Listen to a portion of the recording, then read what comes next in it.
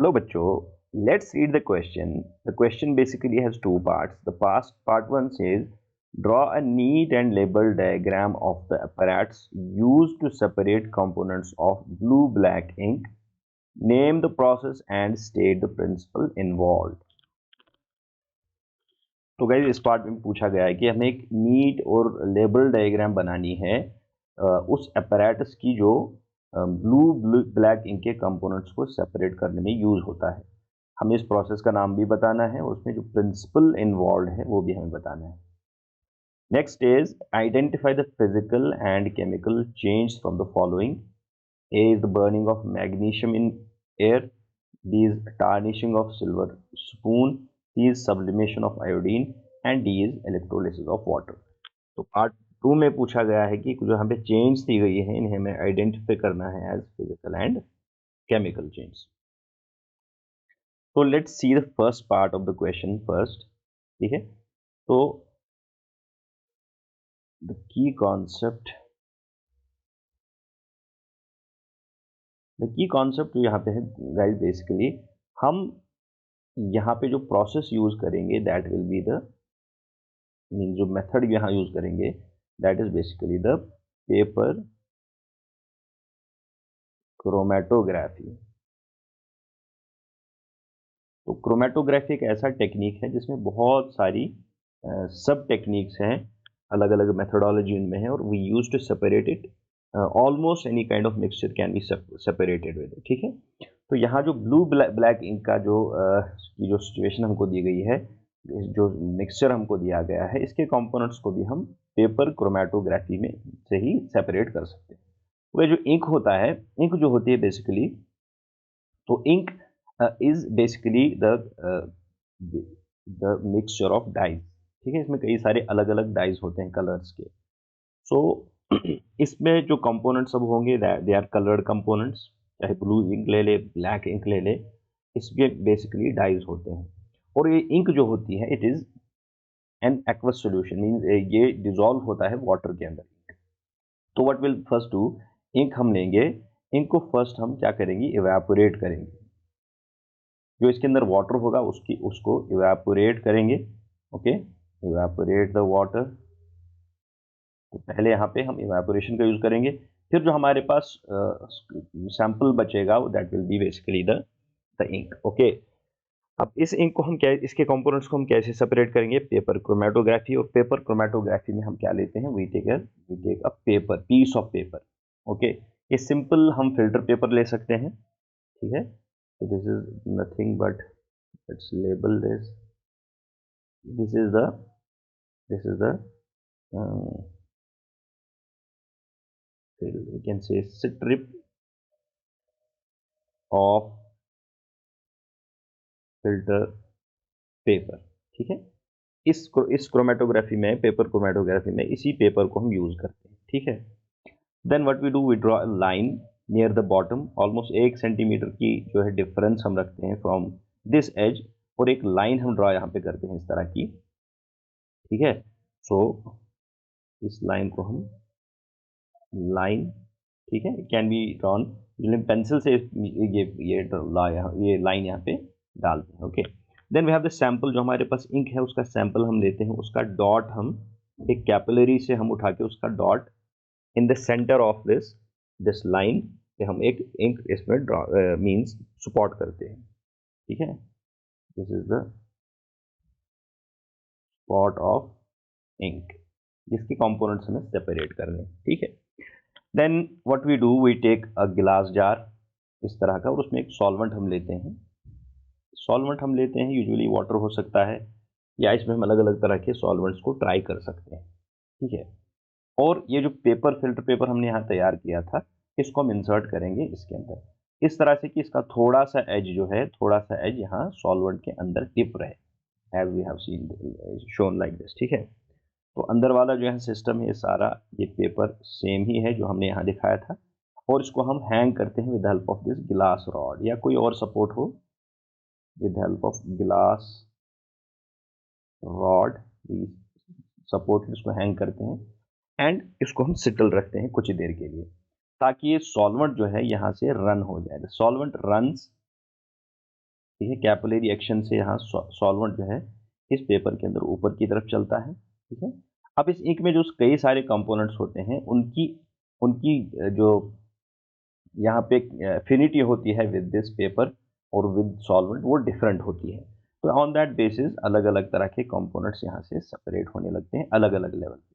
ठीक है, so this is the apparatus that we use. अब गाइज इस प्रोसेस का नाम जैसे हमने ऑलरेडी बताया, the process is what, the method is paper chromatography. अब इस क्रोमेटोग्राफी का जो है पेपर क्रोमेटोग्राफी का बेसिकली अगर हम प्रिंसिपल यहाँ पे लिखें, if we talk about principle, तो प्रिंसिपल यहाँ जो है, जो प्रिंसिपल यहाँ इन्वॉल्व है, that is basically, that is we can say, we call it as differential affinity, differential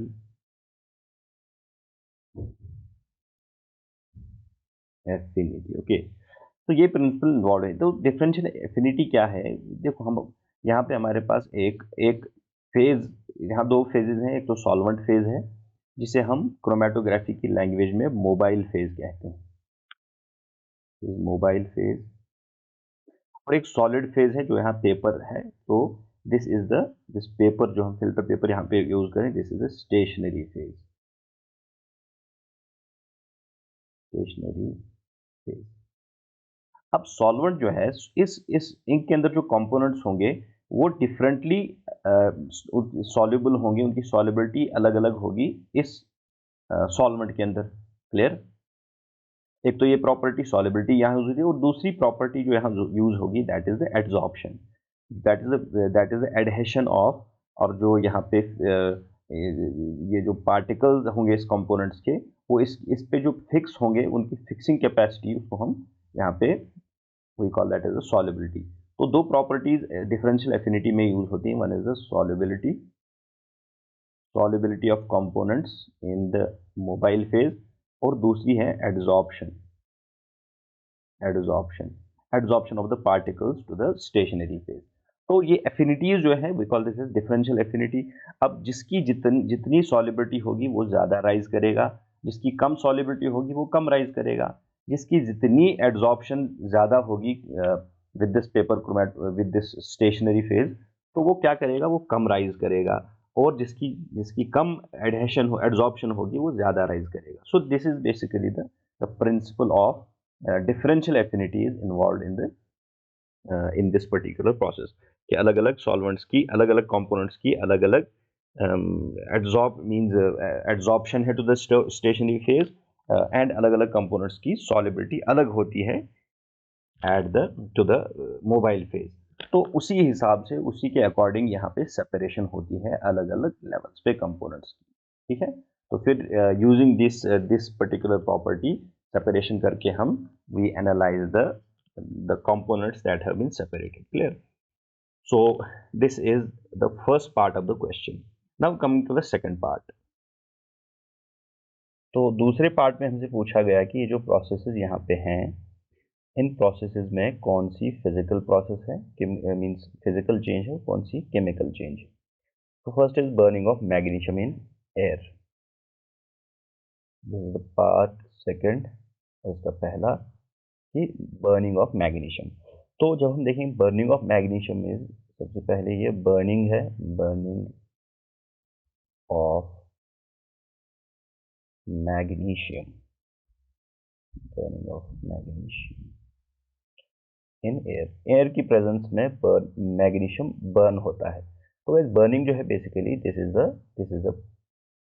basically a chemical change, क्योंकि यहाँ जो मटेरियल है means magnesium in this case, तो ये एयर के साथ रिएक्ट करता है, या एयर की प्रेजेंस में, ऑक्सीजन की प्रेजेंस में रादर वी कैन से, ये बर्न होता है, रिएक्ट करता है, और यहाँ से में एक नया प्रोडक्ट मैग्नीशियम ऑक्साइड मिलता है। In this reaction we get magnesium oxide.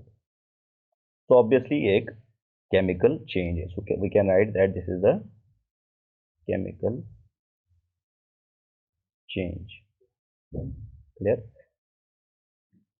फिर दूसरी चेंज जो यहाँ पे बताई गई है, दूसरी चेंज है tarnishing of silver spoon, tarnishing of silver spoon. Clear. तो सिल्वर जो है, सिल्वर एक सिल्वर इज मेटल, ओके। तो इसकी शाइनी सरफेस जो है वो टार्निश हो जाती है in the presence of air, in the presence of gases. इसकी जो शाइनी सरफेस है वो वो जो है डल हो जाती है, ओके। यू कैन से इसकी जो शाइन होती है, शाइन बिकम्स फेडेड। तो this is due to the basically it's, जब सिल्वर गैसेस के कांटेक्ट में आता है, ओके, एटमॉस्फेरिक गैसेस के कांटेक्ट में आता है, तो उसके अंदर ये चेंज आ जाती है। And this is obviously a chemical change, this is also a chemical change. Clear guys. इसके बाद जो तीसरी चेंज यहाँ पे बताई गई है, the third change here is, it is the sublimation of iodine. Sublimation of iodine. तो सब्लिमेशन बेसिकली क्या है? This is a physical process, we know. इस सब्लिमेशन में एक सॉलिड जो है वो डायरेक्टली कन्वर्ट होता है इनटू गैस। तो यहाँ सिर्फ कन्वर्जन है from solid phase two gaseous phase, okay. So this is not a physical process, sorry this is not a chemical change. Rather ये चेंज यहाँ पे कौन सा चेंज है? This is a physical change, not a chemical change. This is a physical change. और guys last change जो यहाँ पे बताई गई है, that is electrolysis of water, electrolysis of water।